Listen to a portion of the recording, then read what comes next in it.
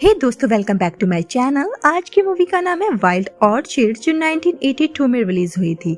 और इस मूवी की फरमाइश मेरे एक व्यूवर ने की है और इस मूवी को देखकर मुझे काफ़ी अच्छा लगा। ये मूवी इतनी ज़्यादा रोमांटिक है और इस मूवी का जो मेन लीड है वो काफ़ी एक्सप्रेसिव है। उसके एक्सप्रेशंस, उसकी बात करने का तरीका काफ़ी अच्छा है और आप एक बार इस मूवी को ज़रूर देखिएगा। तो आइए पहले इस मूवी का एक्सप्लेनेशन सुनते हैं।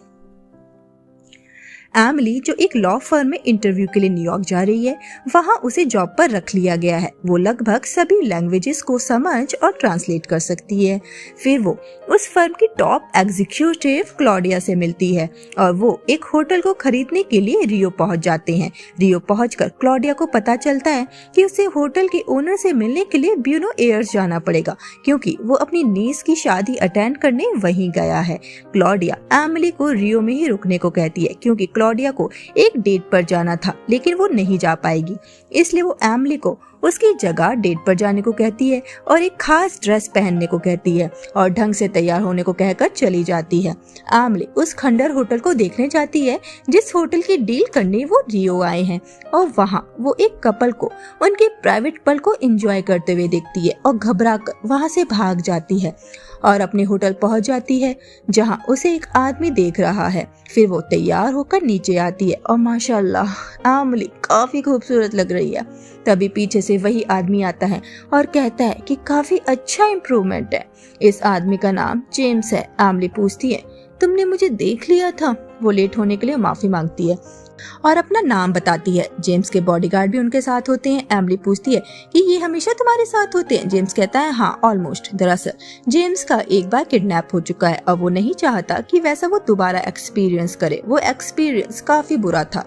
वो सब पॉलिटिक्स और पैसों के लिए किया गया था। एमिली जेम्स से शो ऑफ करने के लिए मना करती है। जेम्स कहता है, अगर तुम चाहती हो कि मैं तुमसे अपने अमीर होने के लिए माफी मांगू तो मुझे माफ कर दो, हम लोग कार से ना चल के बस से चलते हैं। एमिली मना कर देती है। एमिली जेम्स की बातों और उसकी सिंपलिसिटी से काफी इम्प्रेस होती है। जेम्स रुक जाता है।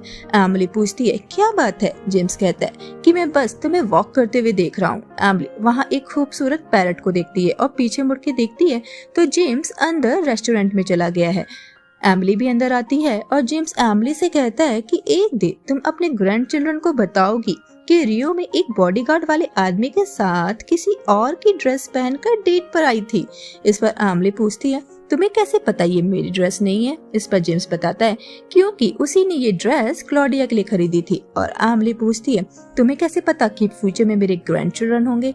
इस पर जेम्स बताता है, तुम्हारी मॉम से। जेम्स ने एमिली की मॉम को अपने बॉडीगार्ड से फोन करवाया था और उसकी मॉम से पूछा था कि एमिली को खाने में क्या पसंद है। फिर वो वहाँ बैठे एक कपल को देखकर उनके बारे में गैस करने को कहता है।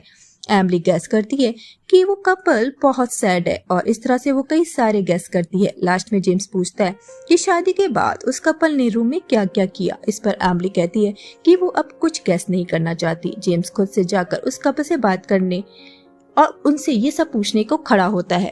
एमिली उसे रोक देती है। फिर जेम्स उसे एक स्ट्रीट कार्निवाल में लेकर आता है और कोई नकाबपोश आदमी एमिली को सिड्यूस करने लगता है। एमिली डर के वहाँ से भाग जाती है और सुबह होने पर एमिली देखती है कि जेम्स उसके रूम में बैठा हुआ है। वो एमिली से माफी मांगने आया है कि शायद एमिली कल के बर्ताव की वजह से उससे नाराज ना हो। वो कहता है कि मुझसे ये दूर भागना पसंद नहीं है। इस पर एमिली जवाब देती है कि उसको मास्क पहने मर्दों का उसकी नेक पर बाइट करना पसंद नहीं है। इस पर जेम्स कहता है कि शायद उसे गलतफहमी हुई है, वो मास्क वाला आदमी मैं नहीं था, वो मेरा स्टाइल नहीं है। एमिली कहती है, लेकिन उसका टच तुम्हारे जैसा था। जेम्स पूछता है, तुम्हें मेरे टच के बारे में कैसे पता? फिर वो एमिली से दोपहर को मिलने को कहता है और कहता है, मैं तुम्हें कुछ और प्लेसेस दिखाना चाहता हूँ जो तुम्हें पसंद आएंगी। जेम्स एमिली को फिर से उन कपल्स को देखकर बताता है कि तुमने जो भी गैस किए थे वो सब गलत थे, बस एक गैस को छोड़ के कि वो कपल रियली में सैड है। उस कपल का नाम ओटो और हाने है, क्योंकि जेम्स ने अब उस कपल के बारे में पता किया था। फिर वो अपनी फेवरेट बाइक हार्ले डेविडसन पर एमिली को बैठाता है और साथ में वो कपल भी उनके साथ होता है। हाने को एक लड़का जो कि एक नेवी सेलर है फ्लाइंग किस करता है। हाने उसे रिस्पॉन्स नहीं करती। वो सब एक बीच पार्टी अटेंड करते हैं और वहाँ हाने उसी नेवी सेलर के साथ डांस कर रही है। वो उसके साथ बदतमीजी करने लगता है। हाने उसे रोकती है।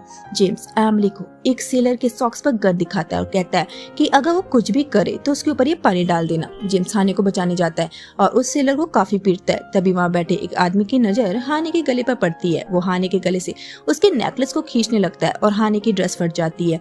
वो पागलों की तरह चिल्लाने लगती है। जेम्स उसको कवर करने की कोशिश करता है, लेकिन हाने ऑटो से कहती है, देखो मुझ में क्या कमी है। दरअसल इन दोनों के बीच में वो सब नहीं होता जो एक शादीशुदा कपल के बीच में होना चाहिए। वो चारों वहाँ से भाग जाते हैं।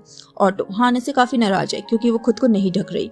इस पर जेम्स हाने से कहता है, खुद को मत ढको, मैं तुम्हें देखना चाहता हूँ, यही चाहती हो ना तुम। फिर जेम्स उसके बुब्स और उसकी स्किन की तारीफ करता है और ऑटो से कहता है कि तुम्हारी वाइफ काफी खूबसूरत है। वो ऑटो के हाथों से हाने को छूने लगता है और फिर वो दोनों उन्हीं लोगों के सामने इंटीमेट होने लगते हैं। लेकिन एमिली वो सब देखकर काफी एक्साइटेड हो जाती है और जेम्स से कहती है उन्हें वो सब बंद करने के लिए कहो, लेकिन जेम्स मना कर देता है। सुबह जेम्स एमिली को उसी खंडर होटल में लेकर आता है। एमिली पूछती है कि वो उसके बारे में इतना सब कुछ कैसे जानता है कि इसी होटल में उसने एक कपल को उनके प्राइवेट पल को करते हुए देखा था। जेम्स कहता है क्योंकि मैं तुम्हें इंटरेस्टेड हूँ। वहाँ एमिली जेम्स से कहती है कि मुझे ऐसी फीलिंग्स हो रही है कि अगर मैंने तुम्हें छू लिया तो तुम मुझे कभी नहीं मिलोगे। जेम्स कहता है तुम खुद मुझे छूकर पता कर लो कि मैं तुम्हें वापस मिलूंगा या नहीं। एमिली उसे नेक पर किस करने लगती है, लेकिन जेम्स कोई रिस्पॉन्ड नहीं करता। एमिली उसे सॉरी कहती है। जेम्स कहता है तुम्हारी गलती नहीं है, मैं इन सब चीजों में अच्छा नहीं हूँ। जेम्स अपनी जेब से वही नेकलेस निकालकर एमिली से कहता है कि ये मुझे उसी कपल ने दिया है। वो एमिली को वो नेकलेस पहनाता है और कहता है कि इसे पहने रहना प्लीज मेरे लिए। होटल रूम में एमिली नेकलेस को पहने हुए उन दोनों कपल्स के बारे में सोचने लगती है। वहाँ जेम्स उसी बच्चे से कह रहा है कि एमिली से दूर रहना वरना वो तुम्हारा दिल तोड़ देगी। दरअसल वो अपनी बात कर रहा है, वो एमिली की तरफ अट्रैक्टेड है। वहाँ एमिली कार्निवाल में जाने के लिए तैयार हो रही है। वहाँ पहुंचकर एक अमेरिकन उसे स्कॉट समझता है और अपने साथ सोने के लिए कहता है और कहता है तुम इतनी खूबसूरत हो कि मैं तुम्हें अपने साथ अमेरिका ले जाना चाहता हूँ। वो उसे पैसे देता है और उसके हाथों से उसके प्रोडक्टिव पार्ट को छूने को कहता है। एमिली वहाँ से जाने लगती है। तभी वहाँ जेम्स आ जाता है और वो अमेरिकन एमिली को अपने रूम की कीज दिखाता है और ऊपर चलने का इशारा करता है। एमिली जेम्स से कहती है कि वो आदमी मुझे अपने साथ रूम में ले जाना चाहता है, क्या मैं सच में एक। जेम्स उसे बीच में ही रोक देता है और कहता है डिजायरेबल, यानी वो लड़की जिसे सब पाना चाहते हैं और जिसके लिए वो पैसे भी दे रहे हैं। वो खुद एमिली को फील करने से डरता है और दूसरे आदमी के थ्रू एमिली को फील करना चाहता है। एमिली कहती है मैं बता नहीं सकती कि इस वक्त मैं कैसा महसूस कर रही हूँ। इस पर जेम्स कहता है शो मी। एमिली उस अमेरिकन के रूम में जाती है और खिड़की से जेम्स को देखती है। पीछे से वो अमेरिकन आकर एमिली के साथ इंटीमेट होने लगता है। अगले दिन क्लॉडिया उस होटल ओनर के साथ वापस आ जाती है और एयरपोर्ट पर ही वेटिंग करती है। वो एमिली से जेम्स के बारे में पूछती है कि तुम्हारा उसके बारे में क्या ख्याल है। एमिली कहती है वो काफी स्ट्रेंज है। क्लॉडिया एमिली से कहती है शायद वो तुम्हारे टाइप का नहीं है। वहाँ एमिली उसी अमेरिकन को देखती है जिसके साथ वो रात को इंटीमेट हुई थी और वो दूसरे पक्ष का वकील होता है। एमिली अनकंफर्टेबल हो जाती है और उस लॉयर को डील अपने हाथ में आती हुई दिखती है। एमिली क्लॉडिया को बताती है कि वो उस लॉयर के साथ इंटीमेट हो चुकी है। इस पर क्लॉडिया काफी हंसती है और इस बात का फायदा उठाने का सोचती है। वो इशारों में उस लॉयर की वाइफ को उसके सारे कारनामों को बताने की धमकी देती है और कहती है कि लास्ट टाइम जब मैं तुम्हारी वाइफ से मिली थी तब उसे काफी सारे डाउट्स थे। लॉयर घबरा जाता है और ये डील क्लॉडिया के पास आ जाती है और फिर क्लॉडिया एमिली से जेम्स के बारे में पूछती है और बताती है कि जेम्स काफी अलग है और वो भी उसकी दीवानी है। वो उसके लिए ऑब्सेस्ड हो गई थी, लेकिन जेम्स ने आज तक उसे छुआ भी नहीं। इसलिए उसने एक प्राइवेट डिटेक्टिव को जेम्स के पीछे लगाया और उसे पता चला कि जेम्स एक अनाथ है और आज वो जो कुछ भी है अपने दम पर है।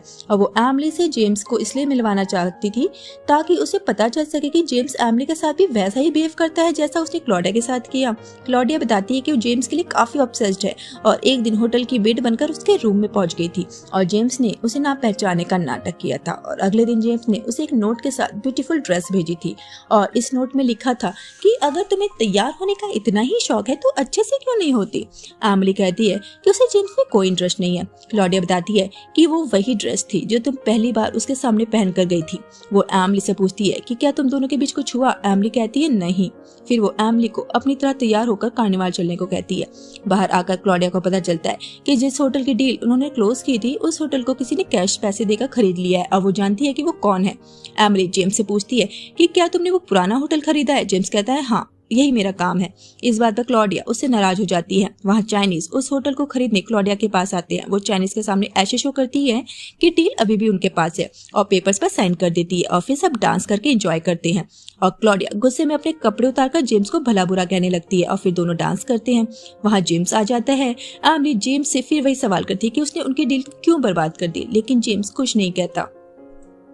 अगले दिन क्लॉडिया एमिली से पूछती है कि क्या तुमने जेम्स के सामने उस लॉयर के साथ संबंध बनाया था। एमिली कुछ नहीं कहती। क्लॉडिया समझ जाती है कि इसीलिए जेम्स ने इस होटल को गुस्से में आकर खरीदा है।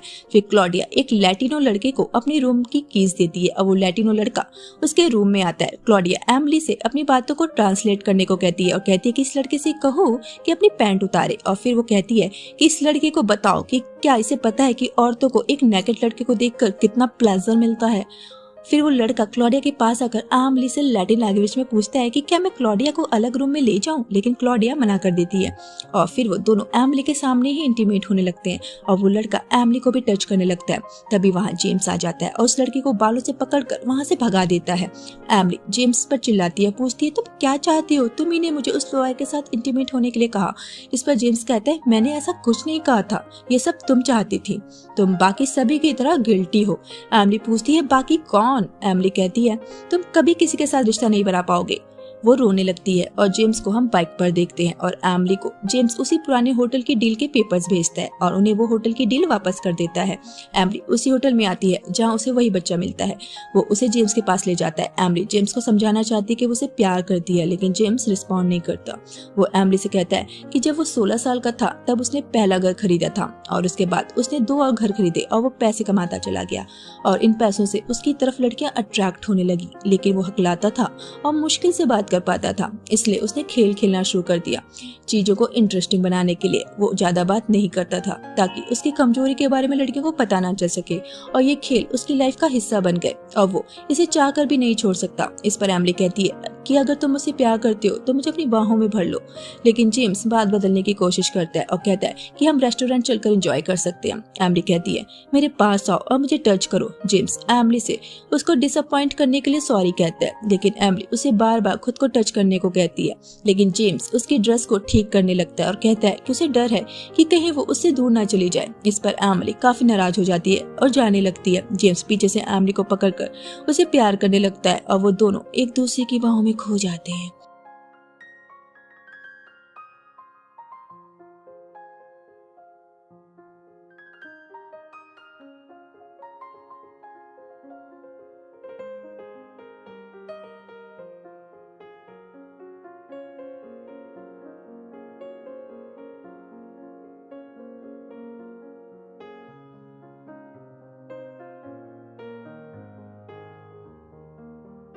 और लास्ट में वो दोनों जेम्स की फेवरेट बाइक हार्ले डेविडसन पर बैठकर मौसम का मजा लेते हैं और वो बच्चा उन दोनों को साथ देकर काफी खुश होता है। और इस तरह ये खूबसूरत मूवी यहीं पर खत्म हो जाती है।